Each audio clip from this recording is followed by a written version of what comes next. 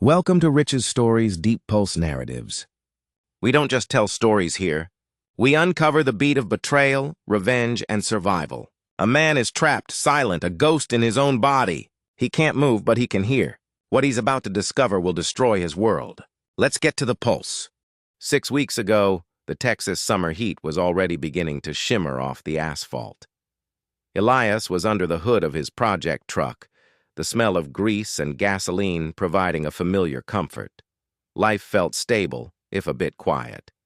"Elias, you're going to be late for dinner," Sarah called from the porch. She looked perfect. She always did. She was wearing a new sundress, her hair pulled back, holding a glass of iced tea. At the time, Elias thought the tightness in her smile was just stress from her job. He didn't realize it was the look of someone counting down the days. That evening, Sarah had invited Ryan, an old college friend, who had recently moved back to the area. "He's a consultant," Sarah had explained while setting the table with the good china. "He's helping me with some long-term financial planning. You know I've never been good with the numbers, honey." Throughout dinner, the conversation felt like a play Elias hadn't rehearsed for. Ryan would look at Sarah a second too long whenever Elias turned to grab the salt. Ryan asked a lot of specific questions about Elias's life insurance through the union and the structural integrity of the old farmhouse they were renovating. At one point, Ryan laughed and said, "You're a lucky man, Elias. Most guys would kill for a setup like this." Later that night, Elias found Sarah in the kitchen, staring out the window into the dark backyard. The house was silent except for the hum of the refrigerator. "Everything okay, Sarah?" he asked, sliding his arms around her waist. She didn't lean back into him. Instead, she stayed rigid. "I just keep thinking about the future," she whispered. "How quickly everything can change. Don't you ever feel like we're just stuck here?" "We're building something," Elias replied, gesturing to the walls they had painted together. "Building or burying," she muttered, so low he almost didn't hear it. When she turned around, the devoted wife mask was back on. "I'm just tired, Elias. Let's go to sleep." The shift was subtle at first. The blue light of her phone would cut through the darkness of their bedroom at 2 a.m., a jagged intrusion into the silence. Elias would stir, blinking against the glare, finding Sarah sitting on the edge of the mattress, her silhouette tense. "Again?" he'd mumble, his voice thick with sleep. "Go back to sleep, honey," she'd whisper, her hand already reaching for her robe. "It's the London firm. If I don't take this now, we lose the lead. It's for us, Elias. For our future." By the middle of the week, the London firm seemed to have a lot to talk about. Elias began to notice things that didn't quite line up. She began locking the door when she took these calls. He could hear the low hum of her voice, not the sharp, professional tone she used for business, but something hushed, urgent, and rhythmic. One morning, Elias reached for her phone to check the weather, and she practically lunged across the kitchen island to grab it from him. "I have sensitive client data on there now," she snapped, her eyes wide for a heartbeat before she smoothed her expression. "Security protocols, you know." Sarah had a nervous habit of twisting her wedding ring when she lied. During breakfast, as she described the tedious conference call, her fingers were working that gold band until her knuckle was raw. 4 nights before the 5-week mark, Elias didn't stay in bed. He waited until she slipped out, then he quietly followed her down the hall. He found her in the laundry room, the dryer humming to mask her voice. He pressed his ear to the door. "I know the route he takes," Sarah was saying. Her voice was cold, a version of her Elias had never met. "The Ridge Road has no cameras and the guardrail is rusted through. But Ryan, it has to look like a mechanical failure. I can't have the investigators looking at me." Elias felt a chill that had nothing to do with the night air. He took a step back, and the floorboard groaned, a sharp, wooden betrayal. The silence from the laundry room was immediate. When the door opened, Sarah was standing there, phone tucked in her pocket. She looked at him with a terrifyingly blank stare. "Did you need something, Elias?" Or are you just lurking in the dark now? Just 5 weeks before the crash, Elias did what most people do when they love someone. He doubted himself. He convinced himself he had misheard root for root or mechanical for something else. He wanted to believe she was just stressed. But in the hospital bed now, 5 weeks later, those words were echoing in his head with perfect, crystalline clarity. The guardrail, the ridge road. The conspiracy is deep, and we're just getting started. If you want to see how this ends, subscribe and hit the like button. Now, let's return to room 214, where the real nightmare begins. Elias is drifting in the gray space of the coma. The hospital sounds, the hiss of the oxygen, the squeak of a nurse's shoes, start to warp. They transform into the sounds of 5 weeks ago, the clink of a wrench, the heavy scent of motor oil, and the humid Texas air. In his mind, Elias is back in his garage. He's standing in the shadows, but his body feels heavy, like it's made of lead, the same way it feels right now in the hospital bed. He sees his truck up on the jacks, but it isn't Elias under the chassis. It's Ryan. Ryan is dressed in dark coveralls, sweat slicking his forehead. He isn't fixing anything. He's focused on the brake lines near the master cylinder. He's holding a small, specialized tool, a flare nut wrench, and he's turning it with slow, deliberate precision. Just a slow drip, Ryan mutters to himself. By the time he hits the ridge road, the pressure will be gone. In the dream, Elias tries to shout, but his throat is filled with cotton. He tries to lung forward, but his feet are rooted to the concrete. Then, Sarah walks into the garage. She doesn't look shocked to see Ryan under her husband's truck. She looks at her watch. "Is it done?" she asks. Her voice in the dream is distorted, echoing like she's speaking through a long metal pipe. "It's done," Ryan says, sliding out from under the truck. He wipes his greasy hands on a rag, Elias's favorite rag. One sharp turn at high speed and he'll be stepping on air. Sarah reaches down and touches Ryan's face. "I'll make sure he takes the truck to the hardware store tonight. The ridge road is the fastest way back." Present day. Consciousness returns like a car crash. A sharp lightning bolt of pain stabs into Elias's lower back, dragging him out of the abyss and into a living nightmare. He is paralyzed, blind, and buried alive in room 214. Creak. The door. He knows that gate, the light, deceptive flutter of Sarah's footsteps. But then comes the shadow. A heavy, rhythmic thud of work boots that vibrates through the floor and into the legs of his bed. The air in the room shifts. The vultures have arrived. "He's still under?" Ryan's voice hits Elias like a physical blow. It's the same voice from the crash, the last thing he heard before the world went black. "He's gone to the world," Sarah whispers, the fabric of her dress whispering against the hospital chair. Elias feels the air shift as she leans in. Brain activity is there technically, but he's a non-entity. He's just a passenger now, watching his own life end from the inside out. "Good," Ryan says. Elias hears a chair being dragged across the floor. Ryan sits right on the edge of the bed. Elias can feel the mattress dip near his paralyzed legs. Because if he remembered that night in the garage, we'd have a problem. "He doesn't remember anything," Sarah says, and Elias can hear the smirk in her voice. "He's going to be so dependent on me. It's almost poetic. He wanted to build a life together." Sarah's laugh is a dry, hollow sound that cuts through the sterile air. "Well, now I get to build it exactly how I want it. And that insurance check is the first brick in the foundation." Elias lies there, a silent witness at his own funeral. Inside, his mind is a storm of fire and screaming, but the world only sees a mask of porcelain stillness. He is buried alive in his own skin. Then, a ghost of a sensation. Deep beneath the surface, a tiny electric tingle sparks in his left hand. It isn't just a twitch, it's a spark in the dark. The passenger is trying to take the wheel. Elias can feel the hot, throbbing pulse in his lower back, a jagged, white-hot reminder of the titanium rods the surgeons hammered into his spine. In his mind, he is screaming. He is clawing at the darkness, trying to find the light switch that will snap his eyelids open.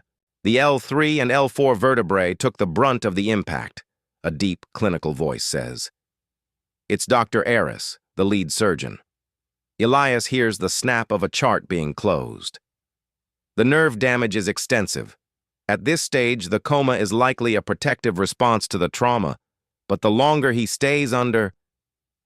Is there any hope he'll walk? That's Sarah. Her voice sounds so fragile, so heartbroken. Elias wants to vomit. The bones are healing, the doctor says, but the connection is dead.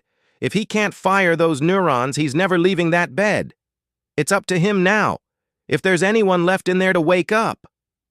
I'm right here, Elias screams, a frantic, jagged prayer.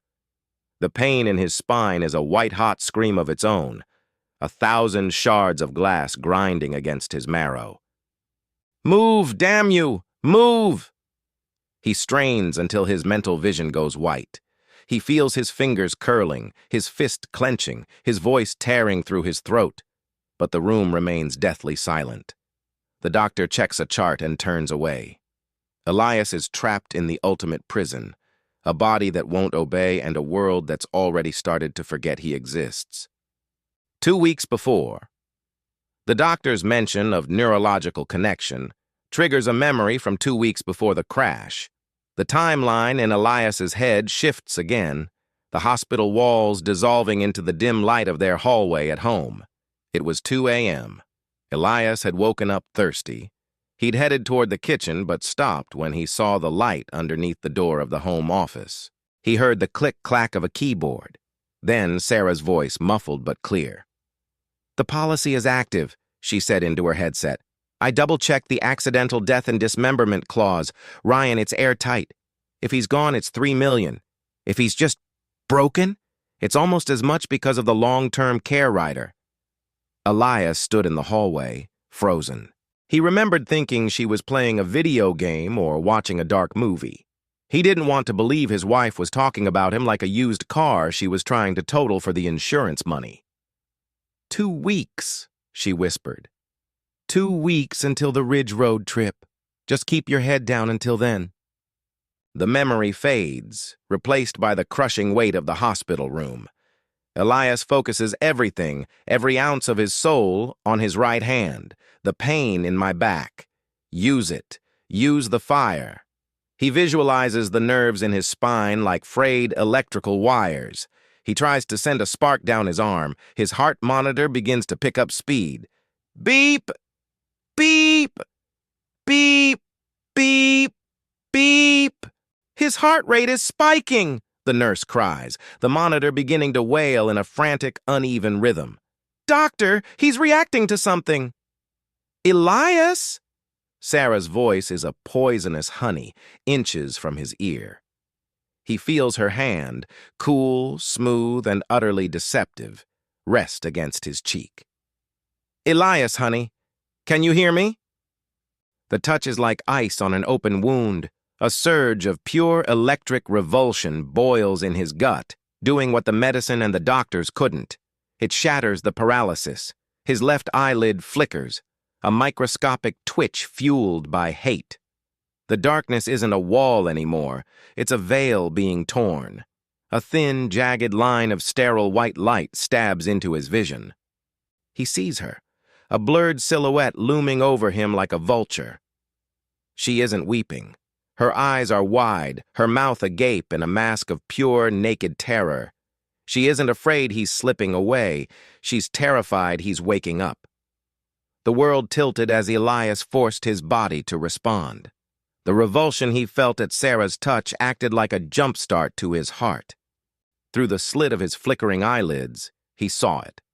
The flash of a small glass vial and a syringe disappearing into the dark depths of her designer purse.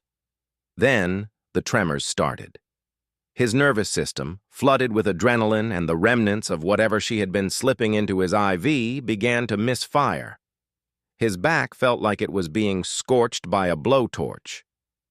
A violent, catastrophic surge of bioelectricity tore through his nervous system like a lightning strike, snapping his spine upward. His back arched off the mattress with a sickening wet thud, the sound of muscle straining against bone. He wasn't just moving, he was being possessed by his own agony.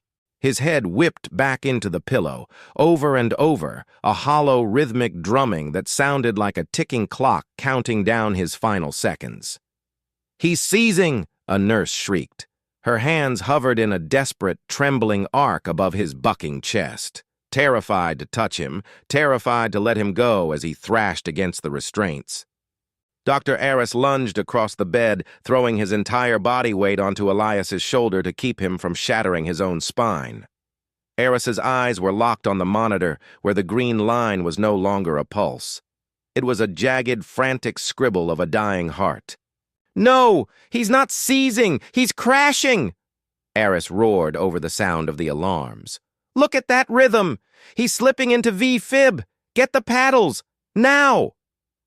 The air in the room turned cold as the machines began their steady, high-pitched scream of a flatline. Elias was right there, trapped in the center of the storm, feeling his soul being ripped out of his chest one electric shock at a time. Dr. Aris spun toward Sarah, his face a mask of sweat and adrenaline. His voice was a serrated blade, cutting through the wail of the sirens. "Get her out of here! Now! Stat!"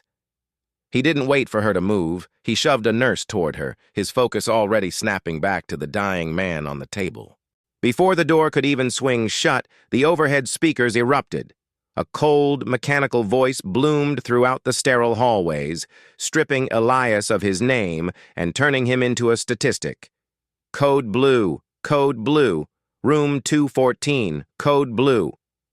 The sound was punctuated by a violent crash as the heavy double doors were kicked open. The crash cart slammed into the metal frame with the force of a gunshot, sending a tray of instruments clattering to the floor. Suddenly, the room was a drowning sea of white coats, a frantic, blurred kaleidoscope of shouting voices, the rhythmic snap of latex gloves, and the jagged sound of tearing plastic. Elias felt his consciousness fraying at the seams. The edges of the room began to bleed into a hazy, suffocating gray, the sounds of the doctors drifting away as if he were sinking underwater. But then, the tunnel vision locked. Through the storm of frantic hands and the piercing, rhythmic screech of the EKG, Elias's gaze found a single, terrifying anchor in the room. Sarah was standing in the doorway, frozen for a heartbeat before being swept away. She wasn't reaching out. She wasn't screaming his name. In that final flicker of light, he saw her knuckles white as she gripped her purse, her eyes tracking the flat line on the monitor with a hunger that turned his blood to ice. She wasn't losing a husband. She was watching a countdown. Then, the gray turned to black. Elias lost the timeline. Minutes, hours, or days bled into a haze of bright lights and the rhythmic clanging of surgical tools. He was back under the knife. The pressure on his spinal cord was being relieved, but his mind was far away, drifting through the memories of Sarah and Ryan in the garage, the Ridge Road, and the smell of peppermint masking the scent of betrayal. When the fog finally thinned, the room was quiet. The heavy, oppressive presence of Sarah was gone. He heard the soft shh of a nurse's rubber-soled shoes. "Doctor," the nurse whispered. Her voice was low, urgent. "I ran the screens again. The labs from right before he crashed." "And?" Dr. Aris's voice was tired but sharp. "It's confirmed. We found traces of vecuronium, a paralytic blocking agent, in the last 2 blood screenings. It wasn't administered by us. It shouldn't have been in his system at all." There was a long, heavy silence. Elias laid perfectly still, his heart thudding against his ribs like a trapped bird. "It explains why he was unresponsive, despite the brain activity," the doctor muttered. "Someone was keeping him locked in. Someone didn't want him to wake up." "Should I call security? The police?" "Not yet," Aris said, his voice dropping to a barely audible tone. "If someone is tampering with his IV, we need to catch them in the act. I'll take this under advisement. Change the IV port to a locked line. Don't let anyone, especially the wife, near the medication bags alone." A week later, Elias opened his eyes. Really opened them this time. The room didn't blur. He was alone. He looked down at his hand. It was thin, pale, but when he told his index finger to move, it obeyed. A small, shaky twitch. I'm back, he thought, and they have no idea I know. The door handle turned. Elias immediately relaxed his face, letting his eyes go vacant, his mouth slightly open. He fell back into the role of the manageable husband. Sarah walked in, carrying a bouquet of lilies. The smell was cloying, like a funeral. "Hi, honey," she cooed, setting the flowers down. She leaned in close, her eyes searching his for any sign of life. "The doctors say you had a little scare, but you're stable now. We're going home in 2 days. Just you and me. Won't that be nice?" She reached into her bag for her phone, and Elias saw the corner of a legal document. At the top, in bold letters, it read, "Power of Attorney." The silence that followed Sarah's departure was heavy. Elias waited, counting the beats of his own heart, making sure the click of her heels had faded completely down the corridor. When the door finally opened again, it wasn't the doctor. It was the nurse from before, the one who had noticed the paralytics. She was checking the monitors, her face etched with a quiet, professional concern. Elias remained a statue. He didn't blink, he didn't twitch. He waited, heart hammering against his ribs, until the nurse was directly over him, her shadow draped across his face. He watched her through a slit in his eyelids as she adjusted the new locked IV line, the one meant to keep him under. "Nurse!" The word was a jagged, rusted nail dragged across silk. Beth nearly jumped out of her skin. The clipboard in her hand clattered against the bed rail as she gasped, her lungs hitching in the sterile air. She looked down, and her breath hitched. Elias wasn't staring at the ceiling with the milky, vacant gaze of the locked-in. He was looking at her, his eyes burning with a sharp, terrified lucidity that pinned her to the spot. "Elias! Oh my God! You're—" "Shh," he hissed. The sound was a spray of steam. Every syllable felt like he was swallowing shards of broken glass, his throat raw from the tubes and the trauma. Before she could pull away, his hand shot out, a pale, trembling claw that latched onto the sleeve of her blue scrubs. The strength in his grip was desperate, unnatural. "Please," he rasped, his voice a frantic shadow of his former self. "Don't tell the doctor. Don't tell anyone. Not yet." Beth, her name tag trembling against her chest, darted a panicked look toward the heavy oak door, then back to the man who was supposed to be a vegetable. "Elias, I can't. We have to report this.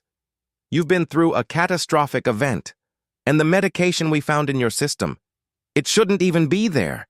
You're in danger." Elias pulled her closer, his eyes pleading, his voice a low, vibrating growl of a man who had seen the other side. "If they know I'm awake, I'm a dead man. Please, Beth, I need to know who I can trust. And right now, the only person I see is you." "I know," Elias whispered. "I heard you. The Vecuronium. My wife. She's the one. I think she's trying to kill me." Beth's face went pale. She didn't argue. She had seen the labs. She knew the science didn't lie. She leaned in closer, her voice a bare breath. "I suspected something was wrong when your vitals spiked every time she touched you. But Elias, if you're in danger, we have to call the police." "No," Elias gripped her arm tighter. "If the police come now, she'll know I'm awake. She'll find a way to finish it before they can prove anything. She has Ryan. They tampered with my truck. I need time. I need to be able to move." Beth looked at the monitor, then at the door. She was a nurse, sworn to protect her patients, and she could see the raw desperation in his eyes. "Okay," she whispered. "The doctor is in surgery for the next 3 hours. I'll keep your status as unresponsive in the digital chart for this shift. But Elias, you have a long road. You said you can feel your back?" "It burns," he said. "But I can move my toes. I can move my fingers." Listen to me, Beth said, her professional instincts kicking in. If you want to walk out of here before she realizes you're a threat, we have to work fast. I'm going to start passive range of motion exercises, but we'll tell the cameras and the staff it's just routine maintenance for a bedridden patient. You have to push yourself, but you have to stay dead the second anyone else walks in that door. Beth agrees to help Elias move his legs during her night shifts, hidden from the hallway cameras by the privacy curtain. Elias practices keeping his eyes glazed and his body limp even when Sarah comes in to whisper her threats. Beth promises to keep a sample of the tainted IV fluid tucked away in a private locker, physical proof that someone was drugging him. Elias lay back, closing his eyes as a different nurse entered the room. He felt his body go perfectly still. He was a prisoner in a hospital bed, but for the first time since the crash, he wasn't a victim. He was a hunter. Later that evening, Sarah returned. She sat by his bed and pulled out a pen. "Just a few more signatures, Elias," she whispered, her voice sweet and poisonous. She took his limp, paralyzed hand and pressed it against a document, beginning to guide his fingers to scrawl a messy X on the power of attorney form. Elias let his hand stay heavy, but inside, he was memorizing the feeling of her skin. He was counting the hours until he didn't have to pretend anymore. The silence of the hospital wing at 3 a.m. was broken only by the hum of the machines. Beth had closed the heavy door and pulled the privacy curtain, creating a small, shielded stage for Elias's first act of defiance. "Slowly," Beth whispered, bracing her shoulder under his arm.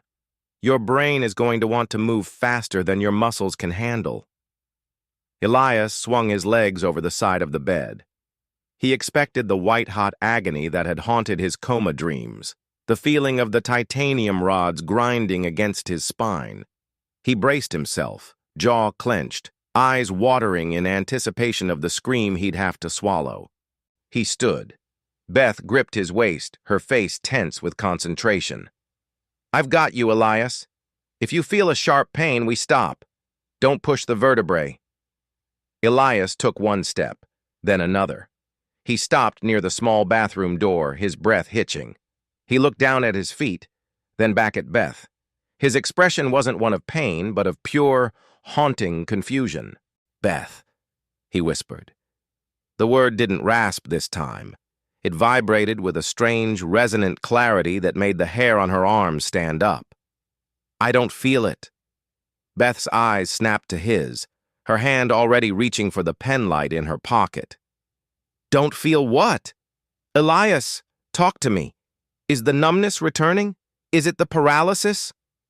Her mind raced through a dozen worst-case neurological failures, her medical instinct bracing for a crash. "No," Elias said. The word was steady, cold. He didn't just move, he unfolded. With a fluid, terrifying grace that should have been impossible for a man with a shattered spine, Elias straightened his back. There was no wince, no hitch in his breath, no sound of grinding bone. He stood tall, his shadow stretching long across the tile floor until he was towering over her. He didn't look like a patient. He looked like a statue carved from granite. "I don't feel any pain, Beth. At all." He looked down at his hands, closing them into powerful, rhythmic fists. "The glass in my back, the fire in my nerves, it's gone. It's like the accident never happened, like my body has forgotten how to hurt." Beth backed away a half step, her breath catching. "Elias, that's not medically possible. You have metal pins holding you together. You should be in agony just standing up." Elias turned his head, his eyes tracking a movement in the dark woods outside with the precision of a predator. "Maybe, but right now, I feel like I could tear the world apart." Beth stared at him, her hand still hovering near his arm. "That's impossible. You had 3 surgeries, Elias. You have hardware in your back. You should be in significant discomfort, even with the meds." "I feel strong," he muttered, gripping the door frame. He looked at his reflection in the dark bathroom mirror, a man who had been broken just days ago. I feel better than I did 6 weeks ago. The adrenaline is high right now. Let's get you to the bathroom and back into bed before a night floater walks in. Elias nodded, but as he stepped into the bathroom, he flexed his hands. The strength was surging through him, a cold, calculated power. When he came back out, he looked at Beth. If I don't have pain, I can leave. I can get out of here tonight. No, Beth said firmly, guiding him back to the mattress. If you vanish, she'll go to the police and report a missing, confused patient. She'll use it to prove you're mentally unstable. You have to wait for the discharge. You have to let her take you home. To that house? Elias hissed. She has Ryan there. They'll have the advantage.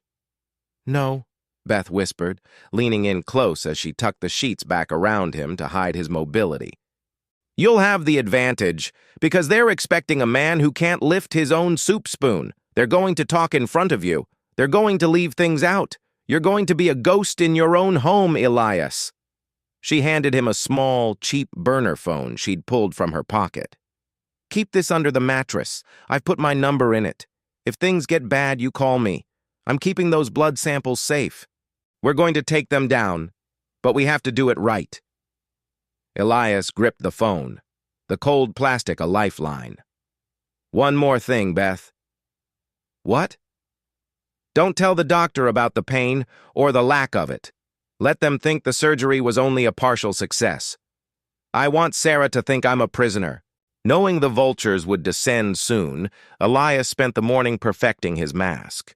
He practiced the look of a hollowed man, the vacant, milky stare, the slight slack of the jaw, the heavy, lifeless weight of a body that had given up. He wasn't just hiding, he was haunting his own skin. The heavy door swung open with a cheerful, violent light. Sarah marched in, her bright yellow coat looking like a splash of acid against the sterile gray walls. She was a vision of artificial sunshine, a smile plastered on her face that didn't reach her predatory eyes. "Big day, honey," she chirped, her voice a sharp, singing blade. She kicked a wheelchair into place beside the bed with a metallic clack. "The van is idling out front. Ryan spent all morning helping me install the lift. Everything is ready for you." As she approached, Elias let his left arm slide off the mattress. It fell to his side with a limp, heavy thud, the sound of dead meat. He was playing the part to perfection, a passenger in a vessel he had secretly reclaimed. Sarah reached down, leaning so close he could smell the expensive perfume she'd bought with his money. She looked right into his eyes, searching for a flicker of life, a spark of the man she had tried to kill. Seeing only the void he provided, she grabbed his arm to tuck it back under the hospital blanket. Her touch was firm, almost rough, hidden under a mask of care. Now, honey," she whispered, her breath warm and smelling of mint. "We can't have you bruising yourself here in the hospital. We have to keep you in one piece, for a little while longer." She patted his chest, a gesture that looked like affection to a stranger, but felt like a lid being nailed onto a coffin to Elias. "Are you ready to go back to our quiet little life?" Elias looked at her, his eyes expertly vacant, his body slumped like a sack of stones. "Home," he rasped, playing the part. As she leaned down to help him into the chair, her hair brushed his face. He could smell the peppermint again, but this time he didn't shudder. He just waited. Elias waited until Sarah was busy in the kitchen, clinking glasses and laughing with Ryan. He pulled the burner phone from under his leg and dialed his attorney, Archer Young. "Archer," Elias whispered, his voice sharp and focused. "I'm back at the house. I'm playing the part, but I need you to move fast. I don't feel safe here. I want you to hire a private nurse for at-home recovery, specifically Beth Higgins from the hospital. Tell Sarah the insurance company is mandating it to avoid a malpractice suit because of my scare at the hospital." "Elias, if you're in danger," Archer started. "Please just do it. And Archer, I need a private investigator. We need someone who doesn't mind getting dirty. I need Ryan's bank records and Sarah's phone logs from the last 6 weeks. I want to know exactly when the accidents were planned." Later that afternoon, a black sedan pulled into the driveway. Sarah's face twisted in confusion as Beth stepped out, carrying a medical bag. "Who are you?" Sarah asked, standing on the porch, blocking the door. "Mrs. Stone, I'm Beth. Your husband's attorney and the insurance carrier have authorized 24-hour nursing care for the next 2 weeks," Beth said, her face a perfect mask of professional indifference.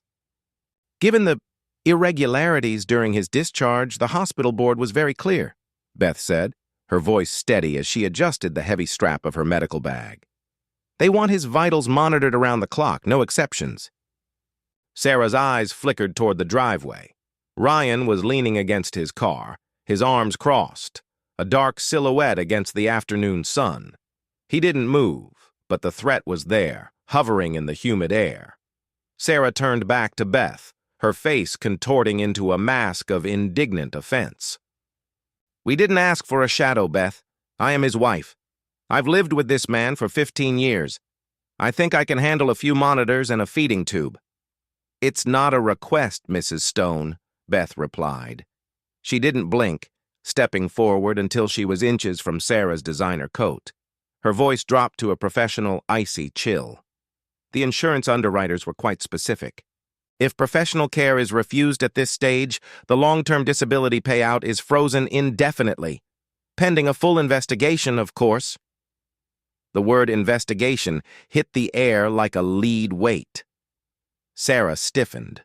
The grieving wife mask slipped for a fraction of a second, revealing the cold, calculating engine underneath. She looked back at Ryan, a silent communication passing between them. Then, she stepped aside, her smile returning like a sudden, sickening burst of winter light. "Wait," Sarah said, her voice smoothing out into a deceptive purr. "I suppose, for the sake of his recovery, we can make it work. For now. You can go in, Beth. But I'll be calling the hospital administrator to discuss the necessity of this." She leaned in closer, her eyes like polished stones. "And don't worry about the late hours. I'll be taking the night shifts myself. My husband and I have a lot of lost time to make up for." Elias, watching from his hospital bed in the living room, felt a surge of relief. He let his head loll to the side, looking every bit the broken man they thought he was. While Sarah and Ryan were forced to play nice in the kitchen, Elias's lawyer was already digging. 2 days later, a secure file was sent to the burner phone. Elias waited until Beth was on duty and Sarah was asleep to read it. The evidence board discovery detail. The payout. Sarah increased the double indemnity clause on Elias's life insurance exactly 5 weeks ago. The business partner. Ryan isn't a consultant. He's a former mechanic with a record for insurance fraud in another state. The Ridge Road GPS data from Sarah's car shows she visited the exact spot of the crash 3 times in the week leading up to it. The text logs. A recovered deleted message from Ryan to Sarah. The brake line is notched. "Just make sure he takes the Ridge Road. I'll meet you at the hotel after the news breaks." Beth walked into the living room, checking the door to make sure the coast was clear. She looked at Elias, who was sitting upright in bed, the burner phone glowing in his hand. "The lawyer sent the files," Elias whispered. "Ryan is a pro at this. He didn't just tamper with the truck. He's done this before." "Elias," Beth whispered back, "I checked the medicine cabinet in the guest bathroom where Ryan stays. I found a vial of the same paralytic. They're planning to use it again. They think if you stop breathing in your sleep, it'll be blamed on your spinal injuries." Elias looked at his hands. They were steady. The lack of pain was still there, a strange, unnatural strength that felt like a coiled spring. "Let them try," Elias said, his voice cold.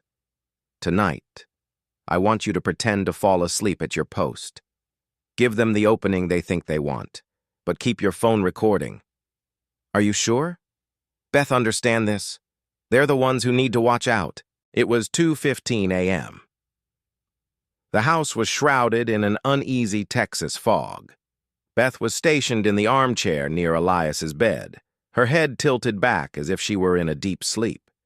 In her lap, hidden beneath a medical clipboard, her phone was active, its microphone tuned to catch even the slightest vibration of air. Elias lay perfectly still, his breathing shallow and rhythmic. The heavy oak door to the master bedroom creaked open. Two sets of footsteps approached, Sarah's light tread and the polished, heavy strike of professional Oxfords. "I told you not to come here," Sarah hissed, her voice tight with panic. "You were sloppy, Sarah," a deep, familiar voice whispered. Elias felt a jolt of cold electricity go through him. It was Dr. Aris. "That stunt at the hospital with the syringe, you almost handed the board my head on a platter. If I hadn't stepped in and called for emergency surgery to hide the tox screen results, we'd all be in orange jumpsuits right now." "I just wanted him gone," Sarah snapped. "The locked-in state was supposed to be permanent.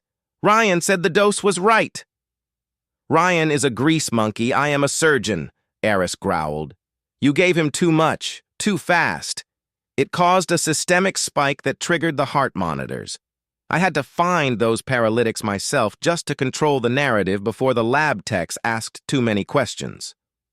In the shadows, Beth didn't move a muscle, but her thumb hovered over the save button on her recording app.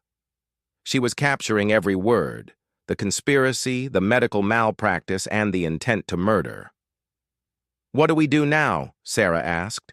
"The lawyer sent that nurse. She's always watching." "The nurse is a nuisance, but she's just a floor shifter," Dr. Aris said, his voice flat and dismissive as he paced the dimly lit study. He adjusted his glasses, looking at the legal documents on the desk as if they were nothing more than a grocery list. "She sees a patient. I see an obstacle. We'll handle her." He leaned in closer to Sarah, the light from the desk lamp casting long, skeletal shadows across his face.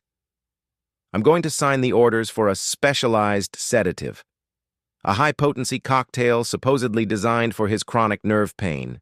It's heavy, it's experimental, and most importantly, it's untraceable in a standard tox screen." Sarah watched him, her eyes tracking his every move. "And the monitors? The nurse will see his heart rate drop."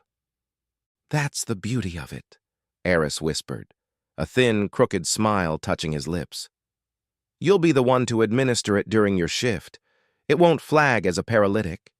By the time anyone notices, it'll look like a simple, tragic respiratory failure, a direct, unavoidable complication of his massive spinal trauma. The lungs simply forgot how to breathe, the perfect medical exit." He tapped the syringe on the table with a rhythmic click, click, click. "By sunrise, you'll be a wealthy widow, and I'll be a very well-compensated consultant. All you have to do is push the plunger. It's clean. It's final. And you're cut. 20% of the total payout," Aris replied. "Now, let me see the patient. I need to make sure he hasn't developed any more inconvenient reflexes." Elias felt the air in the room change as the doctor stepped toward the bed. He could smell the faint scent of hospital soap and expensive cologne. Aris leaned over him, pulling a small pen light from his pocket. He peeled back Elias's eyelid. The light was blinding, but Elias kept his gaze fixed and glassy, a skill he had perfected during the 3 weeks of the real coma. "Still a vegetable," Aris muttered, his voice dripping with disdain. "All that muscle, all that life, reduced to a heartbeat and a bank account." He reached down and squeezed Elias's hand, hard. It was a test of the pain reflex. Elias didn't flinch. He didn't blink. He used that strange, new lack of pain to his advantage, feeling the pressure of the doctor's grip but letting it wash over him like water. "He's ready," Aris said, straightening up. "Do it tomorrow night. I'll be on call at the hospital to sign the death certificate immediately. No autopsy, no questions." The two of them slipped out of the room, the door clicking shut behind them. The moment the house fell silent, Beth sat bolt upright. She stopped the recording and played back the last 30 seconds. The audio was crystal clear. "Elias," she whispered, her voice trembling with adrenaline. "Did you hear that? The doctor, he's the one who covered for her. Elias sat up in bed, his eyes burning with a dark, focused fire. He didn't look like a victim anymore. He looked like an executioner. "I heard," Elias said. He swung his legs out of bed, standing up with that terrifying, effortless grace. "They think they're coming for a dead man tomorrow night. They have no idea who is waiting for them." "We have to call Archer," Beth said, reaching for the burner phone. "We have enough to put them all away for life." "Not yet," Elias said, looking toward the door. "If we call the police now, Aris will have his lawyers destroy the hospital records before they can get there. We need them to move. We need them to bring the sedative into this house." The air in the room was thick with the scent of pine and old wood, a sharp contrast to the sterile, peppermint-choked atmosphere of the house. Outside, the Texas wind whistled through the trees, miles away from the sirens and the yellow crime scene tape. It was 3 a.m. The plan had unfolded with the precision of a clock. When Sarah saw Beth's head hit the kitchen table with a dull thud, she let out a breath she'd been holding for months. She thought she had won. She didn't realize that in the shadows of the hallway, Elias was watching her through the sliver of a cracked door. He wasn't a patient anymore. He was a coiled spring of pure, cold fury. She stepped into the dim, flickering light of the bedroom, the syringe glinting like a needle of ice in her hand. She was humming, a low, rhythmic victory tune that echoed the frantic pace of the heart monitor. She moved with the confidence of a woman already counting her inheritance, her eyes locked on the clear plastic IV line that would deliver her mercy. She reached out, her fingers dancing toward the port. Then, the world shifted. Before she could touch the tube, a hand shot out from beneath the sterile sheets. It wasn't the trembling reach of a sick man. It was a strike, a steel vice that clamped around her wrist with bone-crushing force. The vegetable exploded into a giant. Sarah's pupils didn't just shrink. They vanished into a sea of blown-wide primal terror. As Elias's hand clamped onto her wrist, the mercy she had planned turned into a death sentence. But she didn't go down easy. With a frantic, animalistic shriek, Sarah lunged back, clawing at Elias's face with her free hand, her nails tearing a jagged line across his cheek. She tried to twist the syringe toward his neck, her face contorted into a mask of murderous desperation. "Let go of me!" she hissed, her heels skidding uselessly on the sterile linoleum as she fought against the impossible strength of a man she thought was a corpse. Elias didn't flinch at the blood on his face. He surged upward, his spine snapping straight with the sound of a whip cracking. He didn't just pivot her arm. He overpowered it. The sound of her shoulder socket popping was like a dry branch snapping in a silent forest. Sarah's scream was cut short as Elias slammed her back against the bed rail, his body a wall of reinforced steel. He grabbed her throat with one hand, pinning her head to the pillow where he had suffered in silence for weeks. "Sweet dreams, Sarah," he rasped. It wasn't a human voice. It was the low, tectonic vibration of the deep pulse. With a fluid, merciless shove, he drove the needle through the yellow fabric of her coat and deep into the muscle of her shoulder. Sarah's eyes bulged, her body convulsing once, twice, as Elias thumbed the plunger down. Click. The clinical sound of the syringe hitting the bottom echoed the sudden, terrifying silence of her victory tune. The predator had become the prey, and the last thing Sarah saw before the darkness took her was the reflection of her own terror in the eyes of the man she had tried to erase. "Sleep well, Sarah," he whispered. As she went limp, he moved with the unnatural strength he'd discovered. He stripped the patient gown off himself and pulled the sheets over her, turning her toward the wall. To anyone glancing in, it was just a slumped, broken man. Elias carried the unconscious Beth to the car, his back feeling stronger with every step. He slipped back inside just in time to see Dr. Aris pull into the driveway. From the suffocating shadows of the hallway, Elias watched, a ghost in his own home. Dr. Aris entered the room like a man attending a business meeting, hurried, arrogant, and blinded by his own perceived brilliance. He didn't even glance at the face of the figure buried beneath the heavy hospital blankets. To him, it was just a body to be cleared from the ledger. He walked straight to the bedside, his eyes fixed on the limp arm draped over the edge of the mattress.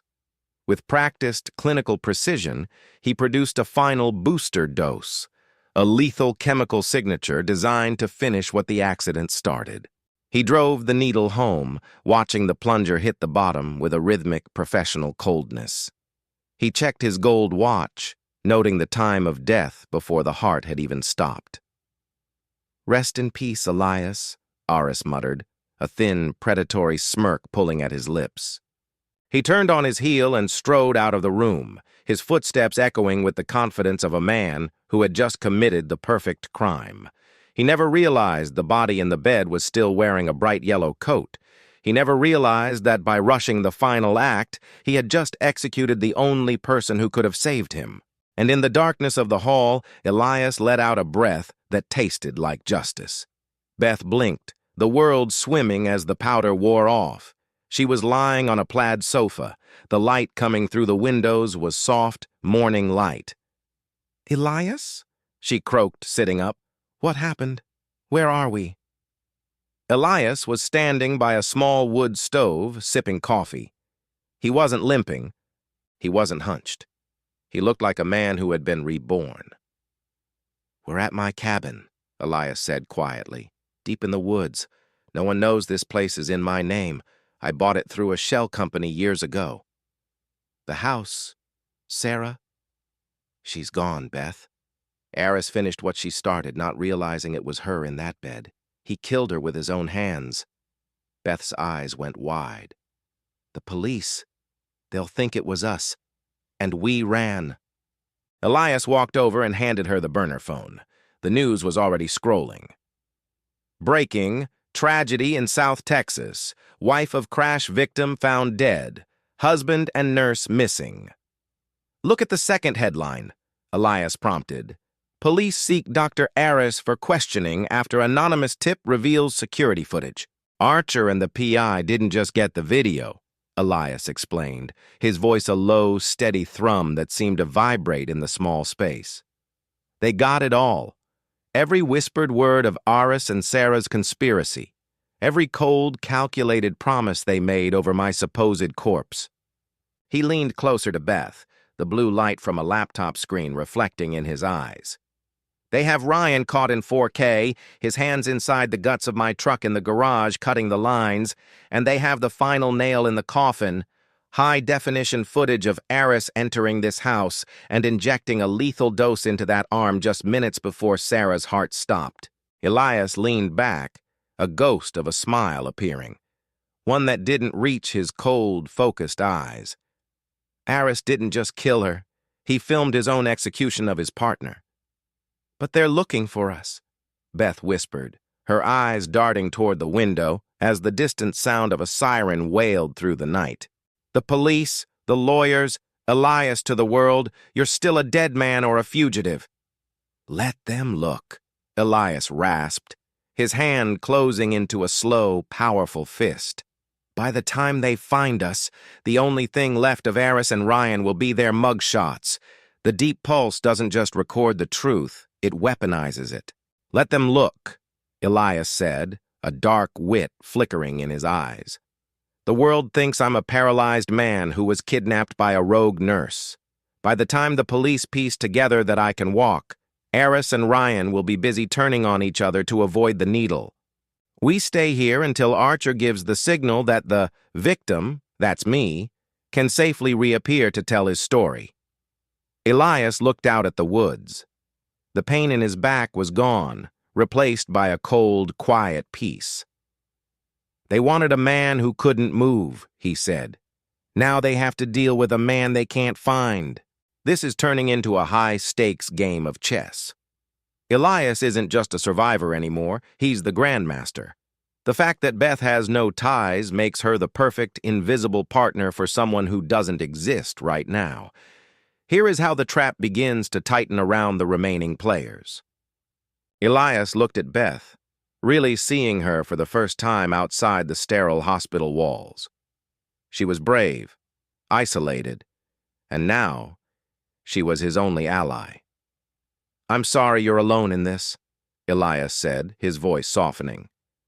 "But in this game, no one to report to is a superpower. It means they can't use anyone to get to you." Beth nodded, her fear slowly being replaced by a cold, sharp adrenaline. "So how do we trap them? The doctor is already under heat, but Ryan is the dangerous one. He's a ghost, Elias. He's the one who knows how to disappear." "Ryan is a predator," Elias replied, pacing the small cabin with that new, effortless stride. "And predators only come out of hiding for two things: threats or bait." Elias sat down at the wooden table and began sketching out the more players he had suspected all along. It wasn't just about the life insurance. Elias realized the crash site on the Ridge Road wasn't just chosen for its height. It was near a construction site for a new bypass. Someone wanted that land, and Elias had refused to sell his portion of the family acreage for years. With someone at the insurance company had to have flagged the double indemnity clause so quickly. Elias took the burner phone and sent a single encrypted text to Ryan's known burner number. He didn't send it from his own name. He sent it as the doctor. Message: "Sarah is dead. The nurse took the husband. I have the files that link you to the brake lines. Meet at the Ridge Road overlook at midnight if you want your payout and the evidence. Bring the broker." "Now," Elias said to Beth, "we let them think the doctor is turning on them to save himself. They'll all show up to silence him." Elias didn't plan on going to the police yet. He wanted them to confess on camera, in the very spot they tried to kill him. "Beth, I need you stay in the car with a long-range directional microphone and a camera perched on the hill above the overlook." Elias would wait in the shadows of the very guardrail he crashed through. The wind at the ridge was howling. At 11:55 p.m., two sets of headlights cut through the fog. A sleek black SUV pulled up. The doctor. He looked haggard, his career crumbling. A moment later, a beat-up gray sedan pulled in. Ryan. A third man stepped out of the SUV. He was wearing a suit that cost more than Elias's truck. The broker. "Where is it?" Ryan spat, stepping toward Eris. "You said you had the files. You killed Sarah, you idiot. You botched the whole thing." "I didn't botch it," Eris screamed, his voice cracking. "The nurse switched them. She's working for Elias. He's not a vegetable, Ryan. I saw his eyes right before it happened. He was watching us." The broker stepped forward, calm and terrifying. "If the husband is alive, the land deal is dead. And if the land deal is dead, none of you get paid. In fact, you become liabilities." The broker reached into his jacket. "Is that how you handle liabilities?" The voice came from the darkness, right behind the rusted guardrail. It was deep, resonant, and entirely too healthy. Elias stepped into the light of the headlamps. He wasn't in a wheelchair. He wasn't limping. He stood 6 feet of solid, vengeful muscle, holding a tablet that was live-streaming their faces directly to Archer and the state police. "I believe you all know each other," Elias said with a grim smile. "Let's talk about that land deal." The tension on the ridge was suffocating. The revelation of the broker's identity was the final piece of the puzzle that made Elias's stomach turn. It wasn't just a business deal. It was a betrayal by the man he had trusted to run his company while he was incapacitated. "Tom?" Elias's voice was like gravel. "You were my partner for 10 years. You were at my kids' birthdays." Tom, the broker, didn't look ashamed. He looked frustrated. "It was business, Elias. You wouldn't sell the North acreage. You were holding up a $50 million bypass project. You were worth more to the company as a memory than a CEO. He screamed at the retreating taillights of the fourth car, the mysterious shadow player who had decided to cut their losses. "Get back here! You're part of this! Get back here!" But the car disappeared into the fog, leaving them alone with the monster they had created. Ryan didn't care about the land or the partnership. He cared about survival. He drew a 9mm from his waistband, the metal gleaming under the harsh LED headlights of the SUV. "Hands up! All of you! Up!" Ryan roared. "I'm not going to jail because you idiots couldn't kill one man in a truck." Elias slowly raised his hands. He let the tablet clatter to the asphalt. He looked at Ryan, then at Tom, then at the trembling Dr. Aris. Even with a gun pointed at his chest, Elias felt a strange, cold calm. The lack of pain in his body made him feel detached, as if he were watching a movie. High on the embankment, hidden by the thick Texas brush, Beth gripped the burner phone. She saw Ryan level the gun at Elias's head. She saw the fourth car flee. Beth is on the phone. 911, what is your emergency?" The operator's voice crackled. "I'm at the Ridge Road overlook," Beth whispered, her eyes locked on the scene below. "There are 3 men and one has a gun. They've already admitted to a murder. One man is being held hostage.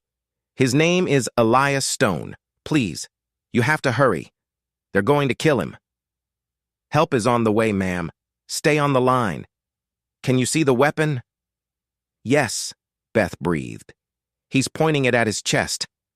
"Wait." "You shoot me, Ryan, and you get nothing," Elias said, his voice steady. The tablet was live streaming.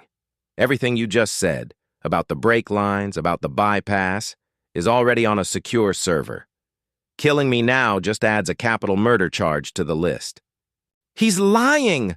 Tom yelled, his face twisted in greed. "He's bluffing! He's always been a gambler, Ryan! Shoot him!" "Am I?"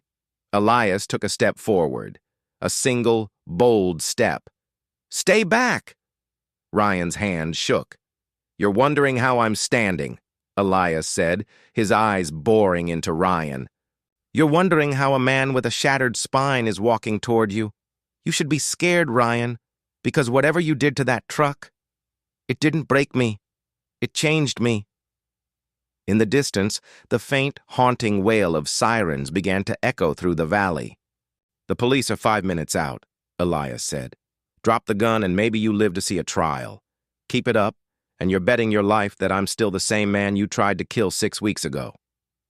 The sirens finally crest the hill, splashing the ridge in a chaotic strobe of red and blue.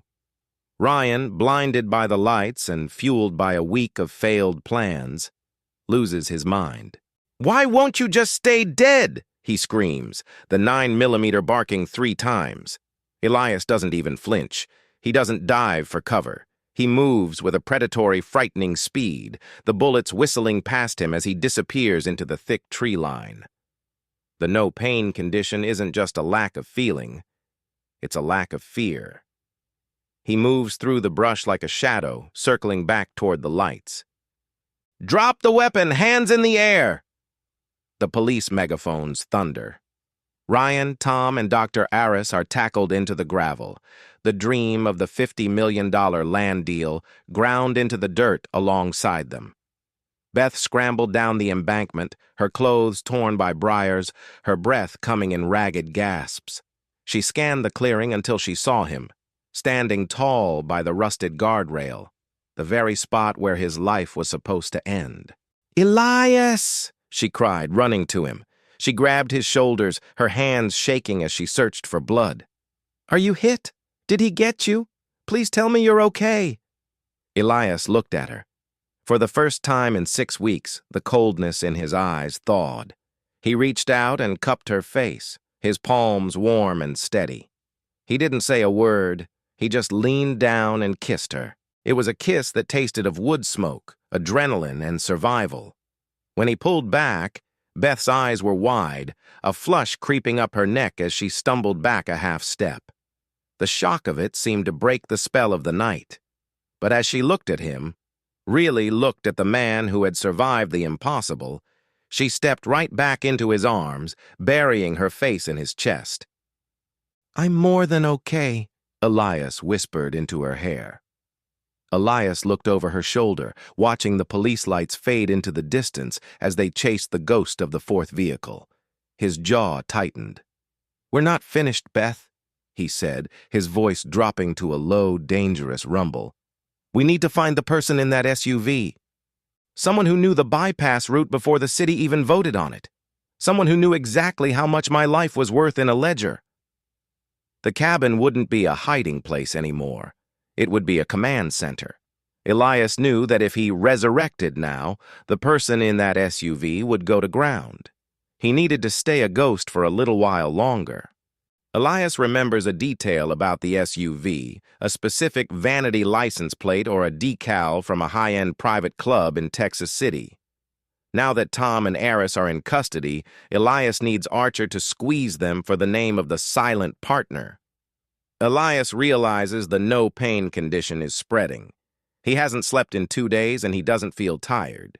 He feels optimized. The air on the ridge grew cold as the realization set in. If a politician was pulling the strings, then Ryan, Tom, and the doctor were just the foot soldiers. To catch a shark, you don't use a hook, you use a feeding frenzy. Elias and Beth retreated to the cabin, the command center now buzzing with a different kind of energy. Elias sat at the heavy oak table, his eyes sharp, fueled by that strange, tireless adrenaline. Using the private investigator's deep dive into the bypass project, the name surfaced like a bloated corpse rising to the surface of a stagnant lake. Senator Silas O'Brien. You see, O'Brien wasn't just a politician. He was the chairman of the Transportation Committee, the man with the silver pen that drew the lines of progress. He was the one who had redrawn the bypass map, curving it like a jagged scar to cut directly through Elias's north acreage. It wasn't just about a land flip. O'Brien was building a legacy paved with massive offshore kickbacks from the construction firms he held in his pocket. "He's untouchable," Beth whispered, her thumb trembling as she scrolled through O'Brien's polished artificial profile on the burner phone. "He has the police on his payroll, the press in his ear, and the power to bury us. Elias, how do you trap a man who owns the cage?" Elias didn't look away from the window. The reflection of his eyes in the glass was hard, cold, and utterly lethal. "You don't try to break the cage, Beth," Elias replied, his voice a low, vibrating growl of the deep pulse. "You just make it too small for him to breathe in." At the Resurrection Gala, O'Brien was hosting a victory gala in Texas City in 3 days to celebrate the approval of the bypass project. It was a black-tie event filled with the state's elite. He thought Elias was dead, Sarah was a tragic casualty, and his associates were the only ones who could talk, and they were currently being held in a secure, undisclosed location. Elias didn't want a confession in a dark alley. He wanted a public execution of O'Brien's reputation. Archer, the lawyer, would attend the gala as a guest. He would carry a gift for the senator, a vintage watch or a piece of memorabilia from Elias's estate. Beth, using her hospital credentials and the PI's tech, would override the gala's massive projector screens, which were set to show a tribute to the senator's hard work. Elias wouldn't just walk in. He would wait for the moment O'Brien stood at the podium to claim his victory. The ballroom was a sea of tuxedos and silk gowns. Senator O'Brien stood at the podium, looking every bit the statesman. "We lost a titan of industry recently," O'Brien said into the microphone, his voice dripping with rehearsed sorrow. "Elias Stone was a friend, a partner, and a visionary. It is in his honor that we break ground on this bypass, a path to the future." The room applauded. O'Brien smiled, his teeth white and predatory. "And now," O'Brien continued, "a short film on the impact of this project." The screens flickered. But instead of a map of the bypass, the speakers crackled with a high-definition recording. It was the audio from the Ridge Road overlook, Tom's voice. "It was business, Elias. You wouldn't sell the North acreage. You were worth more to the company as a memory than a CEO. O'Brien voice, from the fourth car's Bluetooth link, recovered by the PI. "Finish it, Tom. I don't care how. Just make sure the land is clear by Monday." The ballroom went deathly silent. O'Brien's smile froze. He looked toward the tech booth, screaming for them to shut it off, but Beth had locked the system. The heavy double doors at the back of the ballroom swung open. Elias Stone walked down the center aisle. He wasn't in a wheelchair. He wasn't pale or broken. He wore a tuxedo that fit his new, powerful frame perfectly. Beside him, Beth walked with her head held high, no longer a rogue nurse, but a witness. The crowd parted like the Red Sea. Elias walked straight up the steps to the stage, stopping inches from the senator. "The land isn't clear, Silas," Elias said, his voice carrying through the silent hall without a microphone. "And I'm not a memory." O'Brien reached for his jacket pocket, but he was surrounded.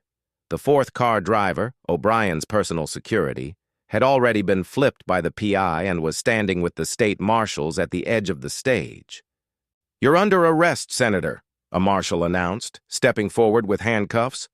As O'Brien was led away in front of the cameras of every major news outlet in the state, Elias turned to the crowd. He didn't give a speech. He just looked at Beth and nodded. Back at the cabin, weeks later, the no-pain condition finally started to fade, replaced by a dull human ache that Elias actually welcomed. It meant he was real again. Beth was sitting on the porch, looking out at the woods. "What now, Elias? The senator is in prison, the company is yours again, and the bypass is being rerouted." Elias sat down beside her, leaning his head back. "Now," he said, taking her hand, "we build something that isn't for a bypass or a land deal. We build something for us." The silence in the cabin was suddenly deafening.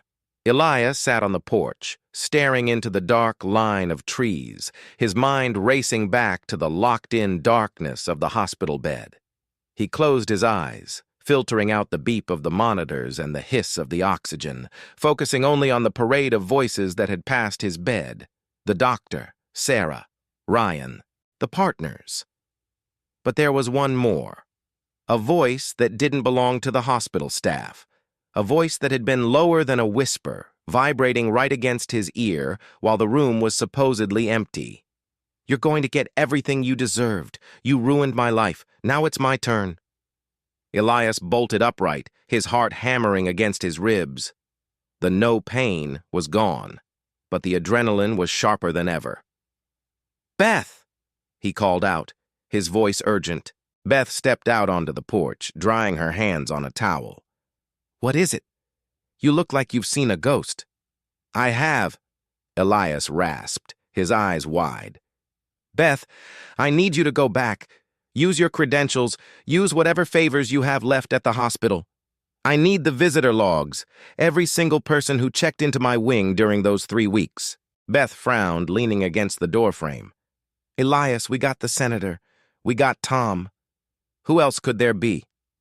"A woman," Elias said, his voice trembling with the effort of memory. "It wasn't Sarah. The tone was different, colder. She didn't want my money. She wanted me to suffer. She said I ruined her life." He paced the length of the porch, the floorboards groaning under his weight. "It's on the tip of my tongue. It's a voice from a long time ago. Someone who isn't part of the land deal. Someone who was waiting for me to be weak." Beth didn't hesitate.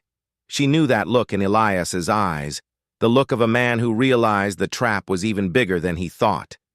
6 hours later, she returned to the cabin. She looked pale. She walked over to the table and spread out a photocopied sheet of the digital sign-in logs. "The security at the desk was lax because of the crash," Beth explained, pointing to a specific line. "Most people use the digital kiosk. But look at this.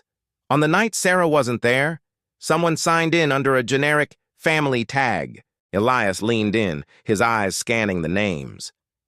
"There," Beth whispered, pointing to a name that made Elias's blood turn to ice. "Elena Young." Elias fell back into his chair. "Elena. Archer's sister," Elias whispered. "My lawyer's sister. 20 years ago, before the company, before the money, there had been an accident. A different kind of accident.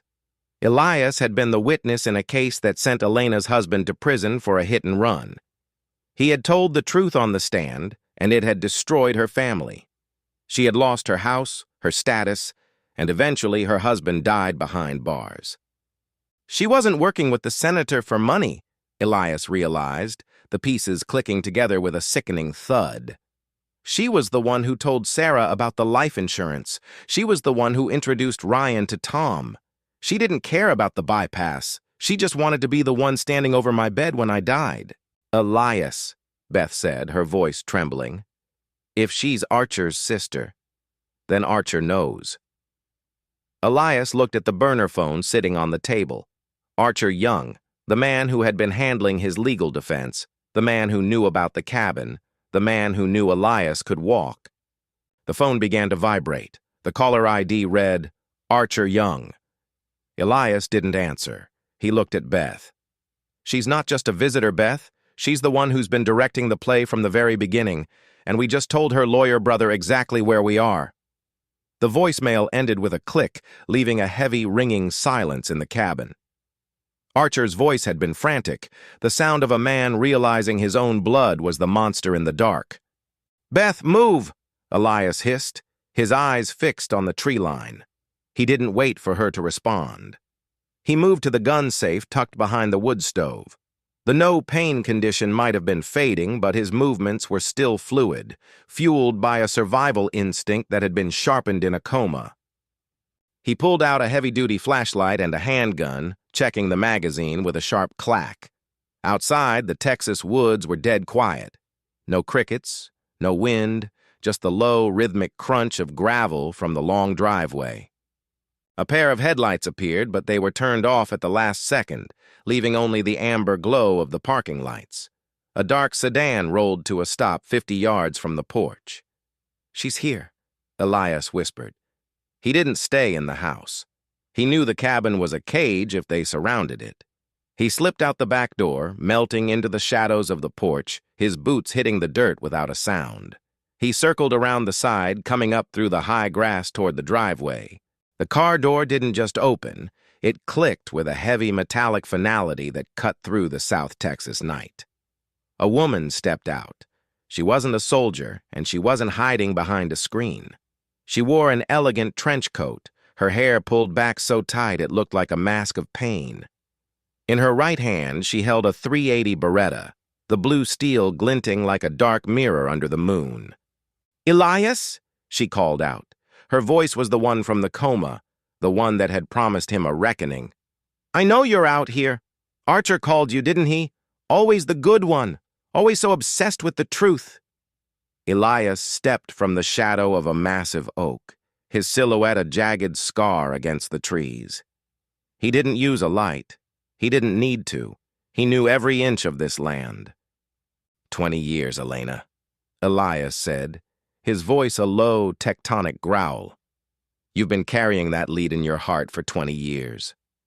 Elena Young froze, her face twisting into a mask of pure, unadulterated hatred. She raised the Beretta, her knuckles white against the grip. "You stood on that stand and you lied," she screamed. "You said he saw that girl. You said he didn't stop. You took my life, Elias. You built your empire on the ashes of my family." "He hit a child and he kept driving, Elena," Elias said, stepping closer, his own weapon lowered. "I didn't lie. I told the truth. Your husband was a coward, and you've spent 2 decades trying to kill the only man who had the courage to say it." Elena's thumb brushed the safety. "I don't care about the truth. Sarah was a fool and Ryan was a thug. They wanted your money. I just wanted to see the look in your eyes when the man who destroyed me finally pays the debt." She leveled the .380 at his chest. "I saw the nurse go in. Is she still in there?" Elena looks around. "You know what? Forget it. It doesn't matter." Elias realized then that the land deal and the bypass were just lures to get him here, to the one place Archer knew he felt safe. "Elena, don't," Elias said, his heart hammering. "The police are coming. Archer is coming." "Let them come," she whispered, her finger tightening on the trigger. "I have nothing left to lose." The tension didn't end with a gunshot, but with a total systemic surrender. Archer's voice broke the night from the tree line. The girl Elias had tried to save while Elena's husband sped away. The no-pain state that had carried Elias through the ridge road and the betrayal finally flickered and died. As he walked toward the barrel of the Beretta, he felt every inch of the 3 surgeries and the metal in his back. Archer's voice tore through the darkness, jagged and raw. He didn't stay in the tree line. He stepped into the moonlight, his hands open and trembling. "Elena, please!" he yelled, the sound echoing off the timber of the cabin. "You don't have to do this! I've been telling you for 20 years, all this time, it was the truth!" He pointed a shaking finger toward Elias, then back toward the road they had all survived. "Elias didn't just stand there. He tried to save that girl. He was on his knees in the dirt while your husband stopped the car. We saw it, Elena. He got halfway out that door, he looked Elias right in the eye, and he saw the blood, and he chose to drive off." Elena's breath hitched, the .380 Beretta wavering in her grip. "You saw the dashcam video in court," Archer pleaded, his voice breaking into a sob. "I know you've replayed it 1,000 times in your head. You don't have to hurt anyone else. I think we've all been hurting too much for far too long." He took a step closer, his eyes pleading. "Elena, I love you. We love you. Elias isn't the man to blame for the downfall. He isn't the one who broke our world. Your husband was, Elena. He made his choice that night, and you've been paying the interest on his debt ever since." The silence that followed was heavier than any gunshot.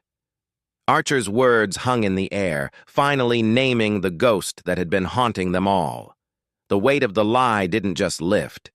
It shattered. Elias took a step forward.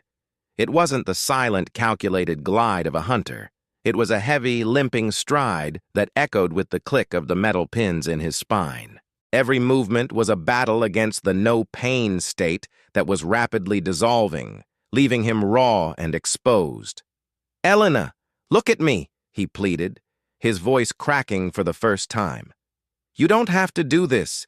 He didn't move like a predator anymore. He moved like a man who had spent 20 years carrying a mountain on his back and was finally ready to set it down. He walked straight into the line of fire, the barrel of the .380 Beretta trembling just inches from his heart. When Elias's hands finally covered hers, the world seemed to go silent.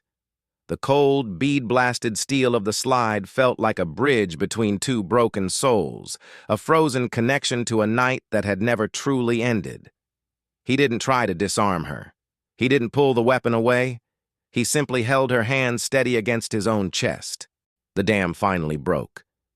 Elena's face crumpled, the elegant villain mask dissolving into a map of jagged sorrow. She began to strike him with her free hand, weak, desperate blows that rained down on his chest. Each hit carried the weight of 20 years of misplaced grief, 20 years of mourning a husband who wasn't the man she thought he was. "You took him," she sobbed, her voice breaking into a ragged wail. "You took everything." Elias leaned into her, absorbing every blow, his own eyes brimming with a reflection of her pain.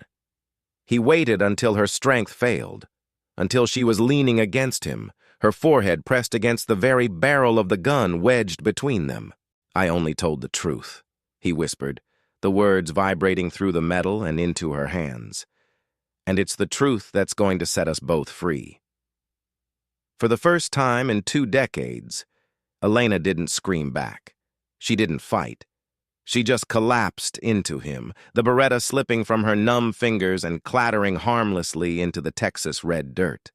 Archer moved forward, his heavy boots crunching softly on the red dirt as he closed the distance. He didn't just stand between them. He pulled them both into a jagged, desperate embrace from the side, a human bridge trying to span 20 years of wreckage. Archer looked down, his eyes landing on the .380 Beretta. With a swift, heavy kick, he sent the steel sliding across the gravel and into the tall grass.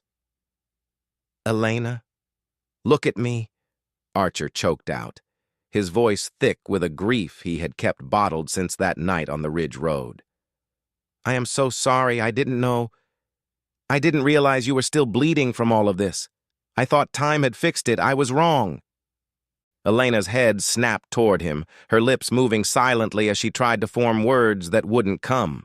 She looked from Archer's tear-streaked face to Elias's hollowed, exhausted gaze. The villain was gone.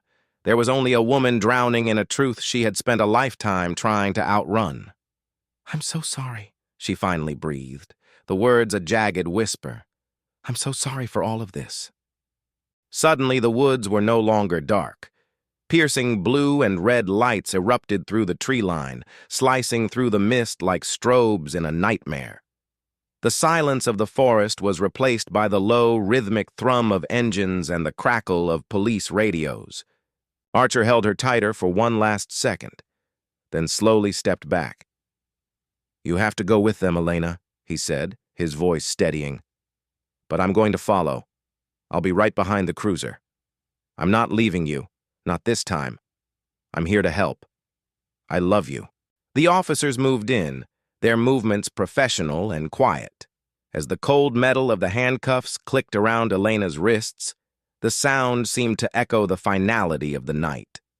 From the shadows of the cabin porch, Beth, the anchor Elias had relied on through his darkest hours, broke into a run. She didn't care about the police or the crime scene. She threw her arms around Elias, holding him with a fierce, desperate strength, as if she could physically hold the pieces of him together. Elias stood there, leaning into her, the no-pain state completely gone, replaced by the heavy, honest ache of a man who was finally, truly alive. The epilogue. A few months later, Archer manages to keep Elena out of a cell, securing her a place in a high-end treatment facility to process the guilt of that night. Elias returns to the company, but he hires a new partner, vetted by Archer and Beth, to handle the day-to-day. The cabin is no longer a tomb. It's a home.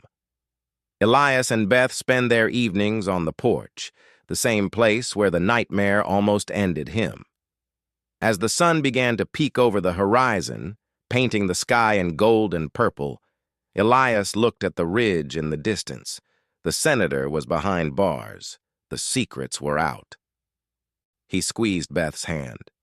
"You know," he muttered, a hint of his old wit returning, "next time I go for a drive, I think I'll let you take the wheel."